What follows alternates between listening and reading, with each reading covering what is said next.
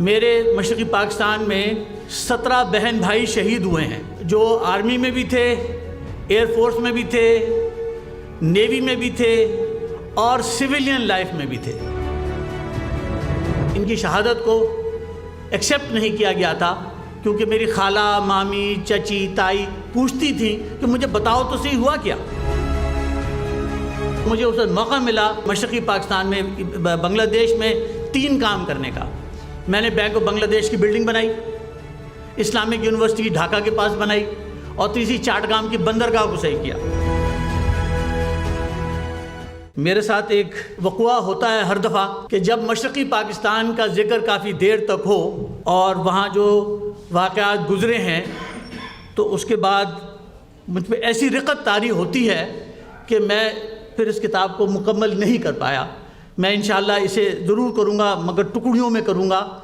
میں آپ سے عرض کرتا ہوں اس کی وجہ کیا ہے۔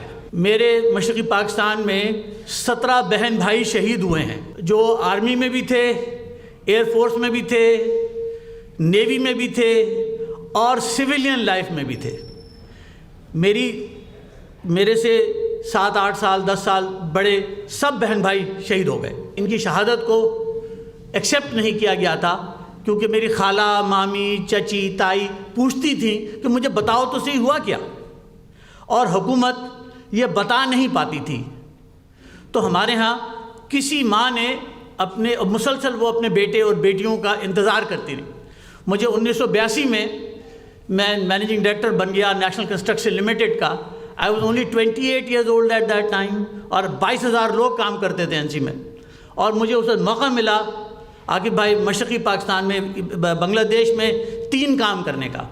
میں نے بینک آف بنگلہ دیش کی بلڈنگ بنائی، اسلامک یونیورسٹی ڈھاکہ کے پاس بنائی، اور تیسری چاٹگام کی بندرگاہ کو صحیح کیا۔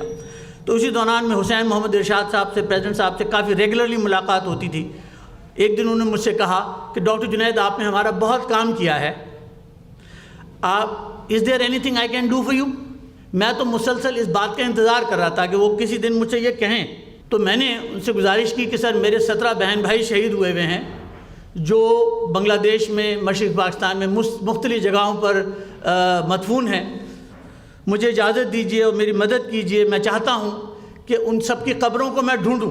تو انہوں نے مجھ سے پوچھا میں کیا کر سکتا ہوں؟ تو میں نے کہا سر، مجھے کسی ایک مڈل لیول آرمی آفیسر کو دے دیجیے اور ایک پولیس آفیسر کو دے دیجیے، باقی کام میرا ہے، میں خود ڈھونڈ لوں گا۔ اس کے بعد یہ بات ہو رہی ہے 81 کے اینڈ سے لے کر مڈل آف 82 تک میں نے ان 17 بہن بھائیوں کی قبریں ڈھونڈیں۔ کیا واقعہ پیش ہوا تھا جس دن میں شہادت ہوئی؟ تو کسی ایک بھائی کی جو سب سے تکلیف دہ چیز تھی، وہ نیوی میں تھے، ان کی پوری خون آلود وردی ملی۔ کسی بہن کے سینڈل ملے، کسی کے دوپٹے ملے، کسی کے چوڑیاں اور گلوبند مل گیا۔ میں یہ سب چیزیں لایا کرتا تھا اور شہید کی والدہ کی خدمت میں پیش کرتا تھا کہ میں یہ لے کر آیا ہوں۔ یہ واقعہ پیش آیا تھا۔ اس دن ہمارے گھر میں وہ معاملہ سیٹل ہوا ہوتا تھا کہ شہادت ہو گئی۔ ان میں سے کسی نے پینشن بھی نہیں لی تھی۔ میرے والد پاکستان کے ملٹری کمانڈر جنرل بھی رہے ہیں، تو یہ ہر دفعہ ایک پروسیس چلتا تھا، مگر بہرحال یہ ہو گیا۔ مگر یہ وجہ نہیں تھی کہ مشرقی پاکستان سے ایک گہرا تعلق کیوں تھا۔ ہم نے تو نسیم حجازی 6ٹھی 7ویں 8ویں تک ختم کر لیا تھا۔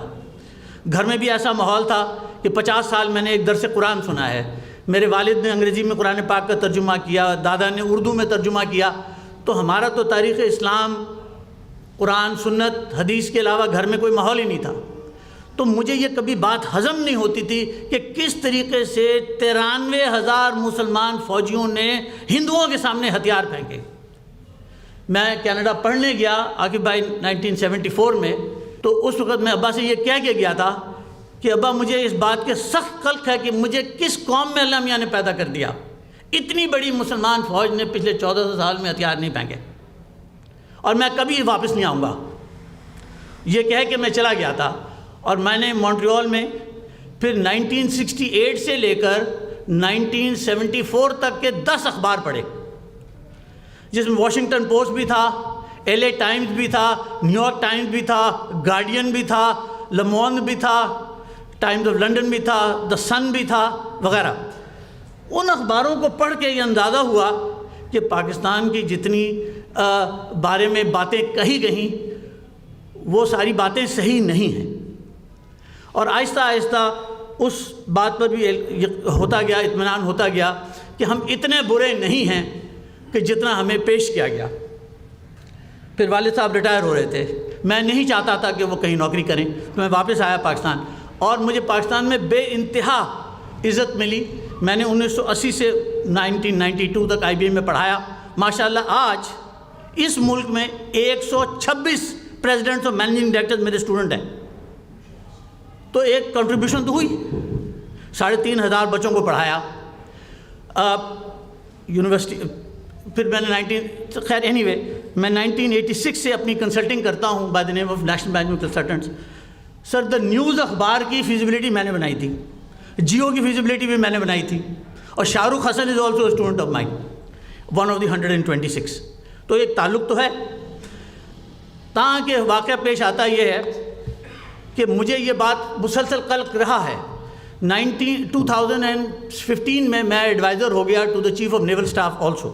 اس دوران میں بہت سے جرنیلوں سے ملاقات ہوتی تھی، اور اندازہ ہوا کہ ایک لیفٹیننٹ جنرل کے نیچے تو 3 ڈویژن فوج ہوتی ہے۔ 3 ڈویژن فوج کے مطلب ہے 45,000 لوگ، 45,000 لوگوں میں سے تو 11,000 تو سپورٹنگ ٹروپ ہوتے ہیں، اس میں کوکس بھی ہیں، ویٹرز بھی ہیں، ہیلپرز بھی ہیں، ڈرائیورز بھی ہیں، میکینکس بھی ہیں، ٹیکنیشینز بھی ہیں، پیرامیڈکس بھی ہیں، نرسز بھی ہیں۔ Don't fight, so you left with 34,000۔ تو باقی کون ہیں 93,000 میں سے؟ اس کی ریسرچ کی تو پتہ چلا باقی تو پولیس والے تھے، سول سروسز کے لوگ تھے، اور ان کی بیویاں اور بچے تھے، جن سب کو ہینڈ اوور کر دیا گیا تھا 1971 دسمبر میں، تاکہ ان کو مکتی بہانے والے قتل نہ کر دیں۔ جیسے ہی مجھے اس بات کا احساس ہوا تو میں نے کہا ناؤ اٹ از نیسیسری کہ میں اس کو کوشچن کروں۔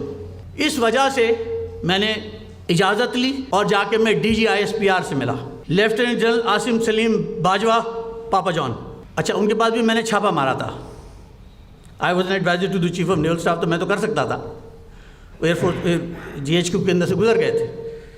انہوں نے مجھ سے پوچھا ڈاکٹر صاحب انہیں جلدی کی سی، انہیں رولا کی ہے؟ میں کہا سر میں تو نہیں دسنا۔ بیٹھا، میں کہا سر مجھے یہ بتائیے کہ میں بہت سی باتوں کو ابھی کلیئر کر دوں گا بہت جلدی، کیونکہ میں نے جو کام اللہ تعالیٰ نے کروایا ہے وہ آپ کی خدمت میں پیش کرنا چاہتا ہوں، اور اس سے میں نے یہ پہلے کہہ دوں میں نے اس ملک کے بیانیے کو میجر چینج کیا ہے اللہ تعالیٰ کے فضل و کرم سے۔ اب میں لیٹ می کنٹینیو۔ تو میں نے کہا سر بتائیے سر دسمبر 16 1971 میں کتنے لوگوں نے ہتھیار پھینکے تھے؟ سب کو پتہ ہے 93,000۔ میں کہا سر آر یو شیور؟ کہ ہاں 93,000۔ میں کہا sir then you must have a handing over list and a taking over list. بندے کس کو ہینڈ اوور کیے ٹیک اوور وہ ہے؟ کہنے لگا ہوگی، ابھی تو نہیں ہے۔ میں نے کہا sir you are a lieutenant general, وہ یونیفارم میں بیٹھے تھے۔ کہنے لگے آف کورس۔ میں کہا سر آپ کے نیچے تو 45,000 فوج ہوتی ہے؟ کہنے لگے ہاں۔ 11,000 سپورٹنگ ٹروپ ہوتے ہیں؟ یس۔ 34,000 کمبیٹنٹ سولجرز؟ یس۔ میں نے کہا جنرل نیازی بھی تو لیفٹیننٹ جنرل تھا، اس کے نیچے 93,000 سولجر کتوں آئے؟ سر پیٹا۔ میں کہا سر یو نیور کلیریفائڈ دس، یہ آپ کی ذمہ داری تھی۔ آج کتنے 45 سال گزر گئے ہیں، اور میں اپنے آپ، پھر میں نے ان کو یہ مونٹریال جانے کا قصہ بھی سنایا کہ کین یو امیجن دس کہ ایز اے پاکستانی مجھے کتنی خفت تھی؟ تو کہنے لگے ہاں، میں چپ رہے، اب میں دیکھ رہا ہوں ایک رنگ آ رہا ہے ایک رنگ جا رہا ہے۔ میں کہا سر مجھے ایک اور میری فوج پہ الزام ہے کہ میں نے 30 لاکھ بنگالی مارے۔ کہنے لگے ہاں ہے۔ میں کہا ذرا کیلکولیٹر دیجئے۔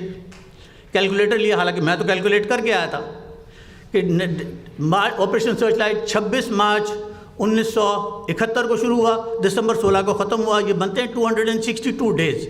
262 ڈیز میں کو میں ڈیوائڈ کرتا ہوں جب 30 لاکھ سے، تو فگر آتا ہے 11,480۔ 11,500 بنگالی پکڑ کے لاؤں، ان کو مار دوں، گاڑ دوں، اگلے دن پھر یہی کروں، اور 262 دن یہی کرتا رہوں۔ اور کرنے کے لیے میرے پاس ہیں 34,000 لوگ، جو دن میں تو یہ بندے ماریں، رات کو عورتیں فارغ کریں، کیونکہ 2 لاکھ عورتیں بھی فارغ کرنی ہیں۔ اور they are standing on 1500 kilometres of the border fighting 15 division army, میری 3 division fighting 15 division army. Sir یہ ہو سکتا ہے؟ کہیں ڈاکٹر صاحب نہیں ہو سکتا۔ میں کہ سر اتنا سمپل ارتھمیٹک یہ بھی نہیں کیا۔ یہ یہودی بھی جھوٹ بولتے ہیں، 6 سال میں 30 لاکھ نہیں مرے، اب وہ بھی فگر بنتا ہے 2600 سم تھنگ، وہ بھی جھوٹ بولتے ہیں۔ میں نہیں سمجھتا کہ 2-3 لاکھ سے زیادہ مرے ہیں۔ یہ 9/11 تک کا قسم کا ڈرامہ ہے. اتنے میں سے ٹی بریک آ گئی. آپ کو پتہ ہے فوج میں ٹی بریک آتی ہے, اس میں سینڈوچز بھی ہوتے ہیں, گلاب جامن بھی ہوگے, پکوڑے بھی ہوں گے. ڈاکٹر صاحب یہ تو لے لیں. میں نے کہا سر میں نہیں لینا چاہتا. I am very unhappy with you and I am also very unhappy with the ISPR. کہنے چلے پانی لے لیں. تو میں پانی اٹھانے کے لیے اپنے ساتھ بوتل لایا تھا, تو میں نے اٹھانے کے لیے بوتل اٹھائی. پھر مجھے خیال آیا کہ ڈاکٹر صاحب آپ کا دماغ خراب ہو گیا ہے, یہ لیفٹیننٹ جنرل ہے, آپ اس کے دفتر میں بیٹھے ہوئے ہیں, اگر آپ کو اس نے اریسٹ کر لیا بدتمیزی کرنے میں تو آپ کیا کریں گے؟ میں نے کہا جنرل صاحب دماغ ٹھیک ہوا. میں کہا صاحب میں بہت معافی چاہتا ہوں. دسمبر کی 16 جب آتی ہے تو میرے والد کا انتقال 1988 17 نومبر کو ہوا تھا. میری اس میں بہت شدید تکلیف ہوئی تھی. میری والدہ کا انتقال 2004 مارچ کی 12 تاریخ کو ہوا تھا.